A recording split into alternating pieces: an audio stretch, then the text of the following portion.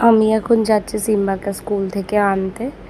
এটা আমাদের বিল্ডিংয়ের পার্কিং থেকেও স্কুলটা খুব কাছে পড়ে, তাই পার্কিং থেকেই যাচ্ছি। স্কুলে চলে এসেছি, একদম কাছে স্কুল পার্কিং থেকে আসলে। এখন আফটারনুন ব্যাচের বাচ্চারা আসছে, এই যে মিকি মাউসরা স্কুলের ভেতর থেকে বাইরে আসছে। আফটারনুনের বাচ্চারা, ওদের সঙ্গে হাই হ্যালো হবে, ফটো সেশন হবে, তাই ওই সিম্বা মর্নিংয়ে যায়। আর এই যে মর্নিং ব্যাচ ছাড়া শুরু হয়েছে। এই যে আমাদের সিম্বা চলে এসছে। সিম্বা বাইরে বেরিয়ে যেই মিকি মাউসগুলো দেখলো, ব্যাস ও তো ভয় আর যাব না। তারপর অনেক বুঝিয়ে সুঝিয়ে ওকে নিয়ে আসা হলো। এই যে চললেন হাতে বোতল ঝুলিয়ে। যে আমাদের বিল্ডিংয়ের পার্কিংয়ের যে গেটটা, সেই গেটটা, এই গেটটা থেকে স্কুলটা একদমই কাছে।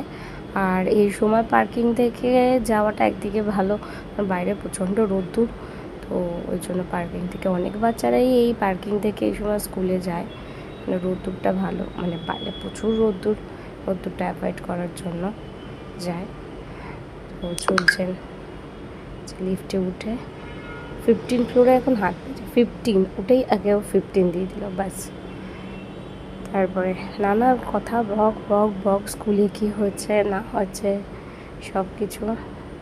যে আমরা চলে এসেছি 15 ফ্লোরে।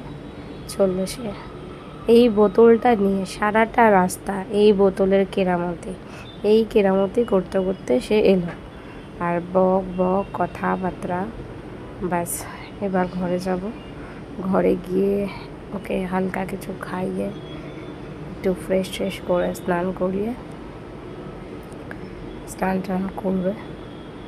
যে শু খুলছে এখন সে তো নিজেই খুলবে, আমাকে দেবে না কিছুতেই।